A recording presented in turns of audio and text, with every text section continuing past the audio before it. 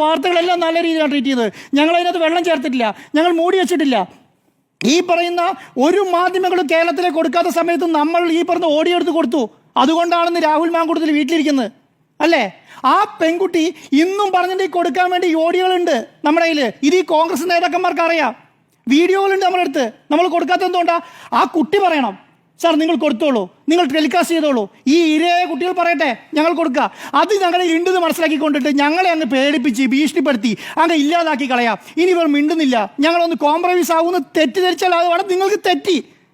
ആ ഒരു ശൈലിയിലേക്ക് നമ്മളെ ഒതുക്കി തീർത്തളയാ, കേരളത്തിലെ മാധ്യമ സ്വാതന്ത്ര്യം ഇല്ലാതാക്കി കളയാ. നിങ്ങൾ എന്ത് പറഞ്ഞാലും തല്ലും അടിക്കും, ഞങ്ങൾ സമരം നടത്തും, കരിയോയിലൊഴിക്കും, വണ്ടി തല്ലിപ്പൊളിക്കും, മാധ്യമപ്രവർത്തകരെ തല്ലും എന്ന് പറയുന്ന ശൈലിയിലേക്ക് എന്ന് തുടങ്ങിയ കോൺഗ്രസ് മാറി എന്നുള്ളതാണ്. ഇന്നിപ്പോൾ അടുത്ത പോസ്റ്റ് നോക്കാം, നാളെ രാവിലെ റിപ്പോർട്ടർ ടിവിയുടെ ആസ്ഥാനത്തേക്ക് സമരം നടത്തുന്നുള്ളത്. നിങ്ങൾ സമരം നടത്തിയത് കൊണ്ടൊന്നും രാഹുൽ ഗാന്ധിന്റെ പീഡനം ഇല്ലാതാകാൻ പോകുന്നില്ല, അല്ലെങ്കിൽ രാഹുൽ മാങ്കൂട്ടത്തിന്റെ പീഡനം ഇല്ലാതിരിക്കാൻ പോകുന്നില്ല. നിങ്ങൾ സമരം നടത്തിയത് കൊണ്ടൊന്നും ഈ പറഞ്ഞ പ്രശ്നങ്ങളൊന്നും ഇല്ലാതാകാൻ പോകുന്നില്ല. നിങ്ങളാണ് രാഹുൽ മാങ്കൂട്ടത്തിനെ സസ്പെൻഡ് ചെയ്തത്, നിങ്ങളാണ് രാഹുൽ മാങ്കൂട്ടത്തിനെ നടപടി സ്വീകരിച്ചത്, നിങ്ങൾക്കാണിത് മനസ്സിലായത്. നിങ്ങളുടെ വനിതാ നേതാക്കന്മാരാണ് ഇവനെ രാഹുൽ മാങ്കൂട്ടത്തിനെ ഈ പോസ്റ്റിൽ ഇരുത്താൻ പറ്റില്ല, ഇവരെ പ്രാഥമിക അംഗത്വത്തിൽ നിന്ന് പുറത്താക്കണമെന്ന് പറയുന്നത് നിങ്ങളുടെ വനിതാ മാധ്യമ നേതാക്കന്മാരാണ്, റിപ്പോർട്ടർ ടി വി അല്ല. റിപ്പോർട്ടർ ടി വി ചെയ്തത് എന്താ? വാർത്ത ടെലികാസ്റ്റ് ചെയ്യുന്നു എന്നുള്ളതാണ്. കേരളത്തിൽ എവിടെയാണെങ്കിലും പുറത്ത് ഞങ്ങൾക്ക് അങ്ങനെ ഒരു മടിയില്ല. ഞങ്ങളുടെ ഭാഗത്ത് ഒരു തെറ്റ് പറ്റിയ ശേഷം ഞങ്ങൾ ഹൂ കെയേഴ്സ് എന്ന് പറയുന്ന ശൈലിയുള്ളവരേ അല്ല. കോൺഗ്രസ്സുകാർ ഒരു മനസ്സിലാക്കേണ്ട ഒരു കാര്യം എന്ന് പറയുന്നത്, നിങ്ങളുടെ കള്ളം മറയ്ക്കാൻ വേണ്ടിയിട്ട്, നിങ്ങളുടെ പീഡനം മറയ്ക്കാൻ വേണ്ടിയിട്ട്, നിങ്ങളുടെ ഗർഭചിത്രം മറയ്ക്കാൻ വേണ്ടിയിട്ട് റിപ്പോർട്ടറിനെ കരിവാരിത്തേക്കാമെന്ന് വിചാരിക്കേണ്ട. അത് നിങ്ങളുടെ മനസ്സിലിരിപ്പ് മാത്രമാണ്.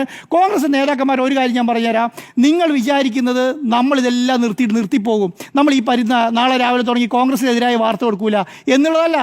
ഞങ്ങളുടെ കയ്യിൽ കിട്ടുന്ന എല്ലാം കൊടുക്കും, ഇനിയും കൊടുക്കും. ഇനിയും രാഹുൽ മാങ്കൂട്ടത്തിനെതിരെയുള്ള വാർത്തകൾ നാളെ കൊടുക്കാൻ ഇവർ സമ്മതിക്കുകയാണെങ്കിൽ നാളെയും കൊടുക്കും. ആ വാർത്ത നമ്മുടെ കയ്യിൽ ഉണ്ട് താനും. പക്ഷെ കൊടുക്കാത്ത എന്തുകൊണ്ടാണ്? ഈ ഇരയായ പെൺകുട്ടികൾ പറയണം, കൊടുക്കാൻ. അവരോട് അനുവാദം മേടിച്ചിട്ടാണ് ഇതുവരെയുള്ളത് മുഴുവൻ കൊടുത്തിട്ടുള്ളത്. അവർ പറഞ്ഞതിന് ശേഷമാണ് ഇതുവരെയുള്ളത് മുഴുവൻ കൊടുത്തിട്ടുള്ളത്. അവർ പറയുന്ന വാക്ക്, ഈ പറയുന്ന കരച്ചിലൊക്കെ നമ്മൾ കേട്ടോണ്ടിരിക്കുകയാണോ? ഇവർ പീഡിപ്പിച്ചതിൻ്റെയും ഇവർ ഗർഭചിത്രം നടത്തിയതിൻ്റെയും ഇവർ ചെയ്ത എല്ലാ തെമ്മാടിത്തരത്തിൻ്റെയും നമ്മൾ മിണ്ടാതിരിക്കുക എന്നുള്ളതാണോ? ഷാഫി പറമ്പിലിനോട് പറയുന്നത് ഷാഫി പറമ്പിൽ ന്യായീകരിച്ചോ? ഷാഫി പറമ്പിൽ ന്യായീകരിക്കാം. കാരണം എന്തുകൊണ്ടാണ്? ഷാഫി പറമ്പിൽ രാഹുൽ മാങ്കൂട്ടത്തെ ന്യായീകരിക്കും. കാരണം ഇവർ ഒന്നിച്ചാണ് ഈ പരിപാടിയൊക്കെ നടത്തിയെന്ന് വിശ്വസിക്കുന്ന ആളാണ് ഞാൻ പേഴ്സണലി. അപ്പം ഇത് ന്യായീകരിക്കുന്ന കാര്യത്തിനൊരു ഡൗട്ടും വേണ്ട. ആ ന്യായീകരണം റിപ്പോർട്ടർ ടി വിൻ്റെ ഓഫീസിലേക്കും റിപ്പോർട്ടർ ടി വിയുടെ മാനേജ്മെൻറ്റിനെതിരെയും റിപ്പോർട്ടർ ടി വിയുടെ മാധ്യമ പ്രവർത്തകർക്കെതിരെയും വരാമെന്ന് തീരുമാനിച്ചാൽ നിങ്ങളത് കയ്യിൽ വെച്ചാൽ മതി.